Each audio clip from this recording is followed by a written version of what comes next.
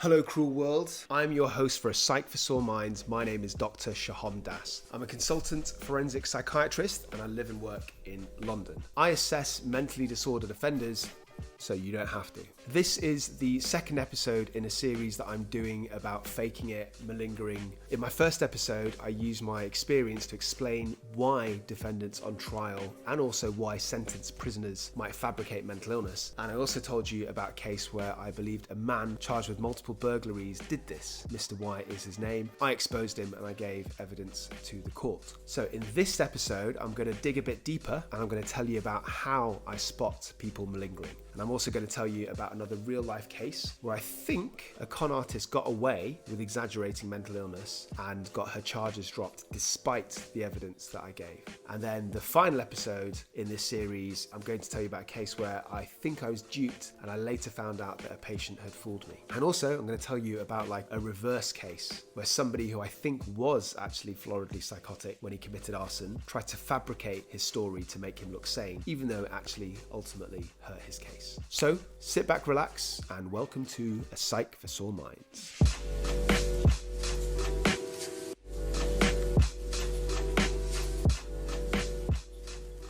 Have you got an interest in true crime? What about mental illness? Why not both? Welcome to A Psych for Sore Minds, the only YouTube series that I'm aware of, which addresses the intersection between the two. I'm your host, Dr. Sohom. I'm a consultant forensic psychiatrist, and I assess and rehabilitate mentally disordered offenders. I work in prisons and in courts and in secure psychiatric units. And I also act as an expert witness, so I give advice to judges in criminal courts across the whole of the UK. So this channel dissects a whole range of mental health topics. Some are related to offending and violence, like this one, and some are more familiar to the average person, including interviewing real life people who have suffered from serious mental health illnesses. So basically what I'm saying is, there's something for everybody.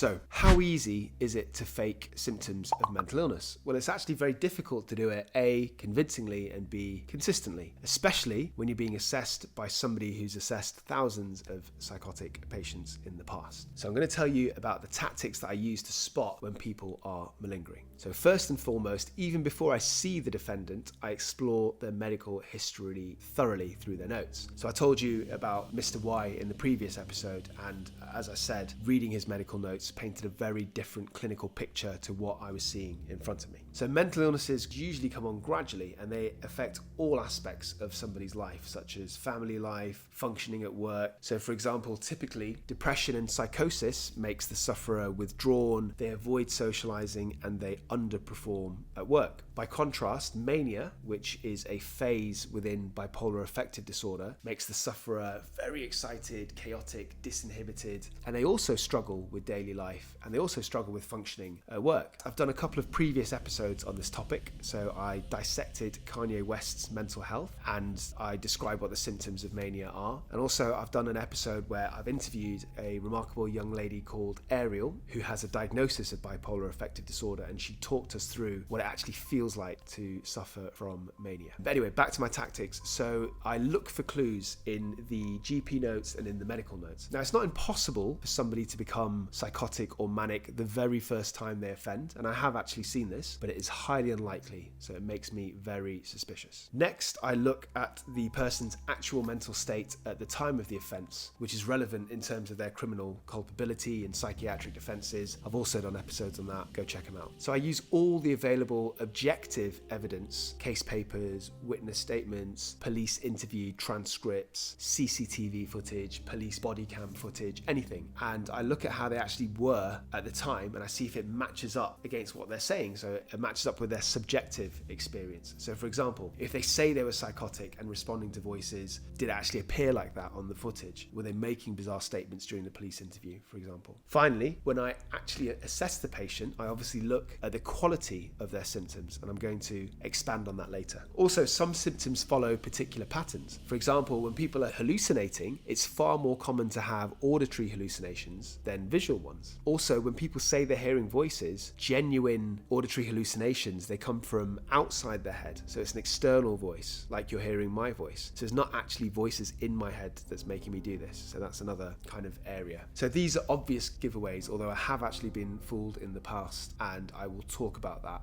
in the next episode. And I think I've got an advantage in this game of trying to spot people who are fabricating mental illness purely through my experience, because somebody faking mental illness has seen at best maybe one or two other people who have been mentally ill with these symptoms, might have seen it in a film, but generally in most films this kind of stuff is overacted. That's a whole new Psych for Sore Minds episode, by the way. I'll do that in the future. Whereas I have assessed thousands of people with symptoms of mental illness and several thousands of people without symptoms of mental illness, not just because they're faking it, but because their lawyers or the judge might think that a defendant has a mental illness and then sends them to me to be assessed. So the way I conceptualize it, it's a bit like that show Fool Us with Penn and Teller. So magicians have to perform tricks on stage in front of Penn and Teller have to figure out how they did it. So the average non-magician, is that a muggle? Is that what they're called? Muggles? The average non-magician might occasionally figure out their tricks, but Penn and Teller are going to be so much better because they know all the tricks. They've been doing it for years. They know how to hide things. They know the sleight of hands. And it's the same for me, I think. Another giveaway is if the defendant has an agenda. So for example, if a defendant is truly psychotic and say paranoid, they're not going to open up to me straight away. Whereas somebody who wants medication or wants to be transferred to hospital, they make it obvious. They really telegraph what they want from the assessment. And also, like any decent psychiatrist, I look at their general presentation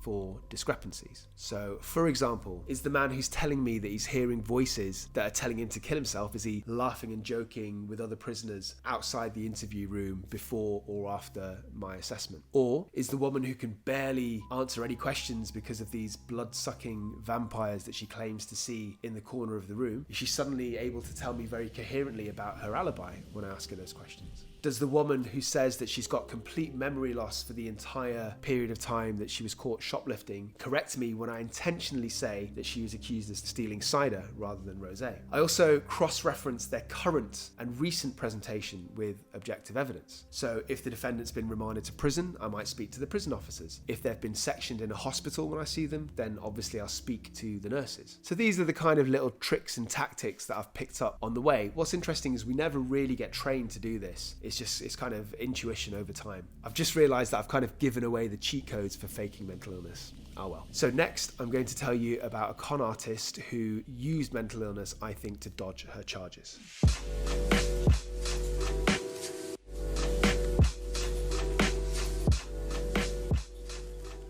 So now I'm going to tell you about a case where I think a con artist dodged her charges. I'm about 80% sure that she was faking it and she got away with it. So this was a fraud case at the Old Bailey, and it's definitely one of my most memorable cases. I was asked by the Crown Prosecution Service to assess Miss B's fitness to plead. So Miss B was a recently divorced woman in her mid-30s. She was from the Ukraine and she was a model. So she allegedly missold carbon credits, and she was in cahoots with a cousin and also with her ex-boss, who she also had an affair with. And the allegations were that she used quite sophisticated fraud. She assumed false identities, she attended numerous meetings and fabricated documents, and she received about £3 million of corrupt payments, and she spread them across numerous bank accounts over many years. Miss B was very different demographically from most mentally disordered offenders. She was privately educated, she could play the piano, she'd studied ballet, she had an economics degree and previously was in a six-figure salaried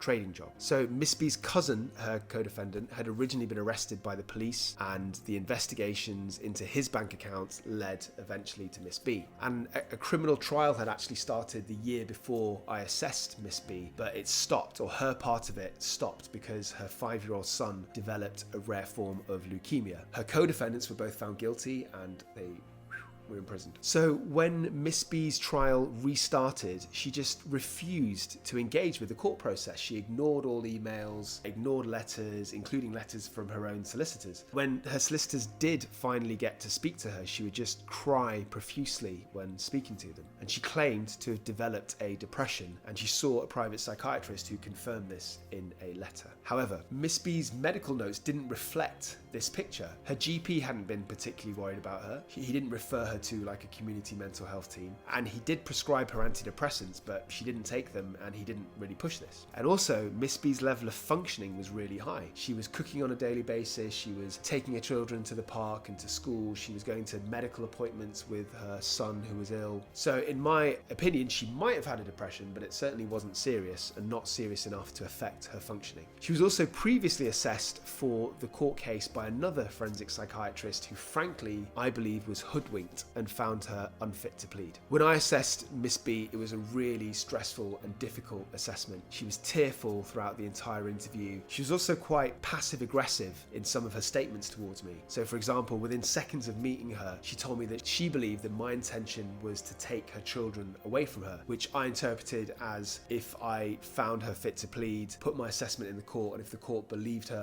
me, found her guilty and she was imprisoned, then she would be separated from her children. What didn't really make sense is that Miss B was able to talk about some aspects in detail, such as her childhood, but she'd become really upset when discussing the court case or her involvement. She was also unable to answer even really basic questions. So, for example, she claimed that she'd forgotten the name of her ex-boss, who she had like a 1-year relationship with, highly unlikely. She also had apparently forgotten that her own cousin was involved in the proceedings, and it didn't add up. And when I asked her questions related to her fitness to plead, such as asking if she knew the functioning of what a barrister did, what a judge did, she would either cry or she would just say that she couldn't concentrate and she didn't know. So it just didn't add up to me, and I was fairly convinced that she was intentionally dodging questions and she was intentionally putting on the tears so that I couldn't do the assessment. Now, I want to make something really clear, right? She had a very ill son, and I do have a heart, right? I've also got 2 boys, aged 5 and 7, and I think that there might have been some compassionate grounds to drop the case, but importantly, not grounds on mental illness. I even wrote that specifically in my court report, in my formal evidence, that there are humanitarian reasons to drop the case, but not psychiatric reasons. But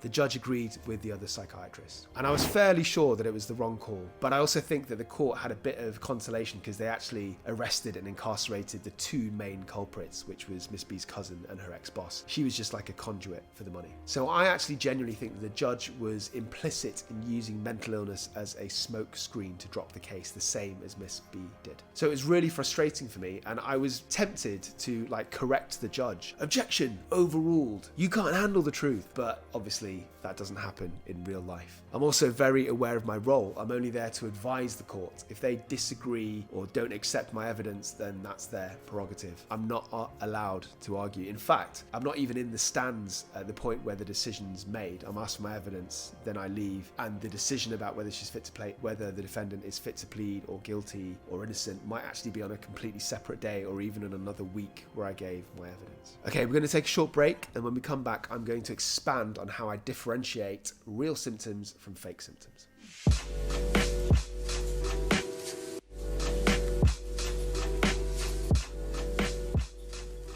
So, how does one differentiate real symptoms from fake symptoms? Well, as I said before, when it comes to certain specific symptoms, such as hearing voices, there are dead giveaways of malingering. As I explained before, you hear voices outside your head, not actually inside your head, despite what you might see on TV. Also, usually, genuinely ill people have a few different symptoms. They don't have every single possible symptom of a mental illness, whereas somebody who's faking it, who might have read up Wikipedia, is likely to try and convince me that they've got every single symptom. Also, offenders might know the very obvious symptoms of psychosis, such as hearing voices, but they either don't know about or they struggle to fake the subtler, less common symptoms, such as formal thought disorder. So formal thought disorder is where you jump between topics and you're not making sense. So sentence, come out, symptoms, TV, man is saying, doesn't make sense if the D in the defendant of the crime is, and so what I'm doing is I'm saying a sentence that doesn't make sense, jumping between topics. On top of all of that, certain symptoms and behaviours are clustered together. For example, somebody with severe depression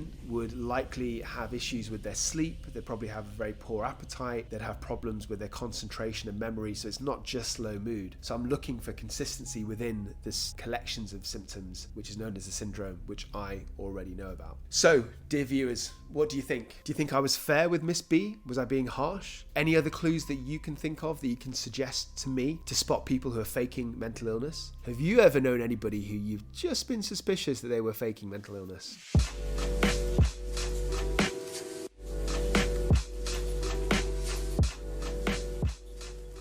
In my next episode, which is the third and final episode, I'm going to discuss a case where I think I was duped by a patient and later found out that the patient had fooled me. And also I'm going to tell you about a reverse case where somebody who I'm pretty sure was floridly psychotic at the time of their offence, which was arson, tried to fabricate their story to make them look sane, even though it ultimately hurt his own court case. So I'd like to ask you, as always, to subscribe to our channel on YouTube, please. Not only does it help me out immeasurably, but it's actually scientifically proven to reduce your blood pressure and your cholesterol. Studies have shown. And if you've got any comments, any questions, then please put them in the comment section below. You know how YouTube works. You're all grown men and women. Also, please follow us on Facebook, like our Facebook page, follow us on Instagram, submit any episode ideas or any questions to our email, which is psychforsoreminds@gmail.com. Also, we're on Twitter. Use hashtag PsychSore.